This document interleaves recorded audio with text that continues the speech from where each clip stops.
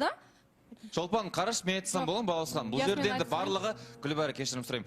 Барлық қыздар робот сияқты бірдей болу керек дейтін ұстаным сенде осы бар ау. Мысалы, кеше кім шықты? Дәулетбек кеше саған не еркек шорасың дейсің, мынайға келесінде сен слишком нәзіксің дейсің. Сонда әр адам индивид болу керек дейтін ұстаным сенде жоқ па? Мүлде жарайды.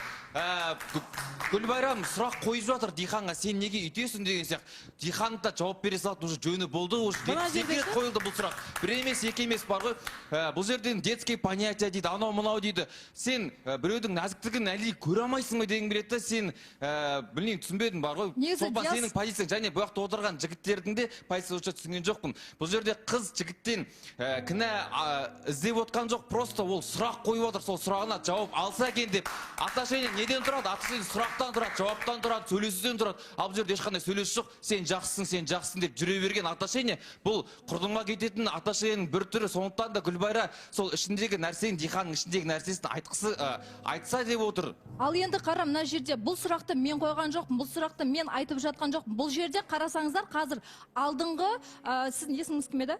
Дихан, алдыңғы Диханды көріп отырған жоқпыз. Мына жерде ренжіп отырған адам сияқты болып, көңіл күй түсіп отырған Дихан болғандықтан, және де Дихан айтып жатыр бұл сөзді. Маған ашылмай жатыр. Не істесем де аша алмай жатырмын деген, ол қыз бір позициядан шықпай жатыр деген сөз. Жаңадан бір новый этаптарға көтеріле алмай жатырмыз деп жатыр. Мен сол нәрсені айтып жатырмын, сырт көзге расымен де солай көрініп тұр.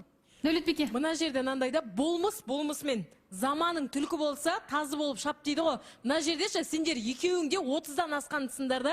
Гүлбайра, сенде мына жерде айтуың керек, өз ойыңды нақты жеткізуің керек та. Мына жерде бұлай отыра берсең, келетті түлкілер сені таптап кетеді. Сондықтан да кәки ес айтуың керек.